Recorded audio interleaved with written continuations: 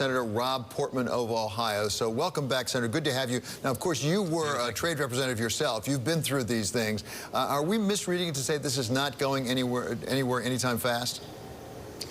Well, I think we don't know. I think that's what is always difficult about these trade talks, because both the Chinese side and the American side are being pretty quiet about what happened. But with Secretary Mnuchin over there and Bob Lighthizer, the current USTR over there, it was a substantive talk, I guarantee it. And my hope is that because we're talking again, that we're making progress, and I think we are. So we'll see. Probably we'll learn a little bit more over the next couple of days about what actually happened, and the fact that they agreed to continue talks is also a good thing. The President of the United States himself has tweeted out that the Chinese don't want to deal until after the 2020 election. I mean, speculating, I'm sure, in part, but he's saying that's possible.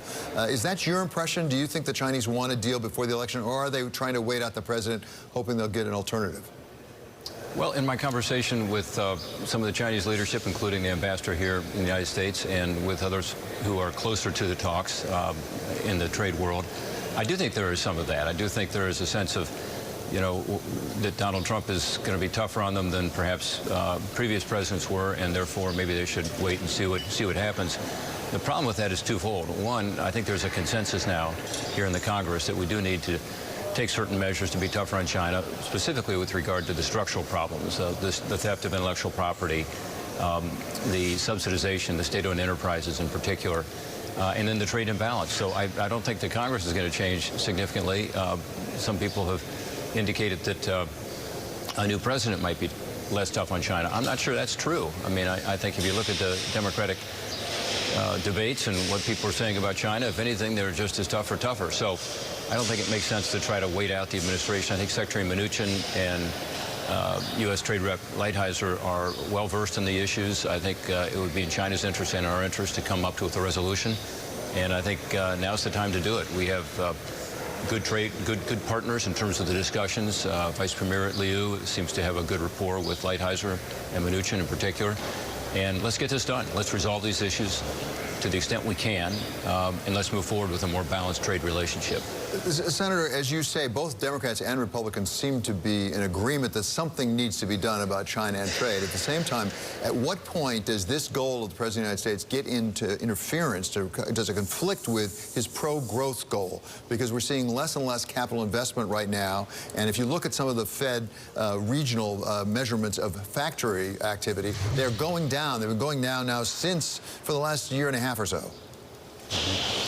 Well, and there are a lot of factors there.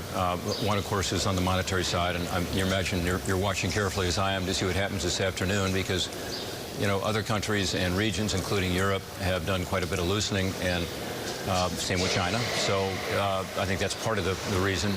And there are other trade issues. We haven't yet resolved the USMCA. This is the successor to the North American Free Trade Agreement, NAFTA. We still have the potential of additional trade actions in Europe, and as you know, I've been promoting getting USMCA finalized here. Let's have it vote. Let's get that done. It's good for American workers, good for American farmers, great for my state of Ohio. And let's resolve not to pursue the 232 with regard to the Europeans, because that really doesn't make sense. It's a national security exception that doesn't fit with our allies. So I think if we resolve some of those issues, it would help.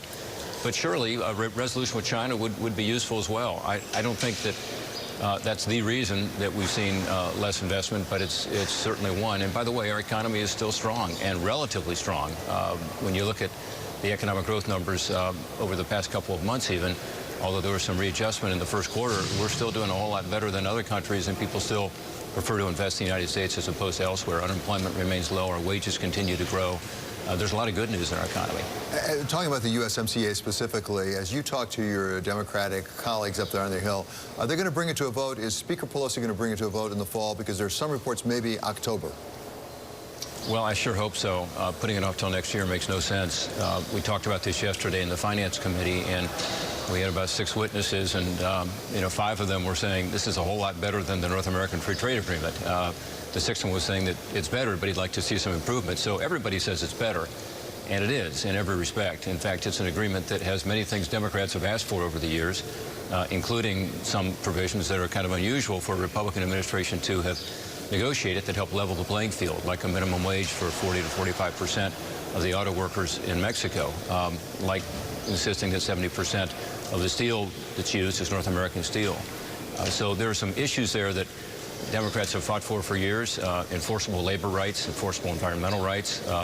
These things are something that Democrats should embrace. So my hope is that Speaker Pelosi will at least allow this to go to the floor for a vote in the House, and we can get this moving. And I think when you compare honestly the status quo, which is NAFTA, and the new USMCA, it's better in every respect for workers and farmers and service providers in this country. You mentioned that it doesn't make sense to let USMCA, or for that matter, U.S.-China trade negotiations go into 2020. Part of that is because we happen to have an election, a national election for president, but also for the entire House of Representatives, a third of the Senate. If, in fact, we don't get USMCA, and more important, if we don't make progress on the China talks, how is that going to read for the voters back in Ohio? Are they going to hold President Trump responsible for that? Well, I don't look, trade's complicated politically, as you know, and a lot of people are skeptical about the benefits of trade, and partly that's justified because there have been instances where the United States has not had a level playing field, and all these agreements go toward a more level playing field. In other words, telling Ohio workers, Ohio farmers, hey, if you work hard and play by the rules, you can win, and we will win. We are more productive, we have more technology, we have the ability to win, but we just need a level playing field. So I do think that this will be an issue in the campaigns. It'll be kind of muddled because both sides will have their arguments. But my sense is that if we can get these done, you'll actually see a bump up in the economy. You'll actually see what the International Trade Commission is saying with regard to USMCA, 176,000 new jobs in this country, a lot more auto jobs, which has been our biggest problem in terms of the trade deficit with Mexico and Canada. So we have an opportunity here to do something really good for the American people, and that's what we ought to focus on. Okay, Senator, thank you so much. Really good to have you with us again. Thanks, Senator Rob Portman of the state of Ohio. Alex. Well,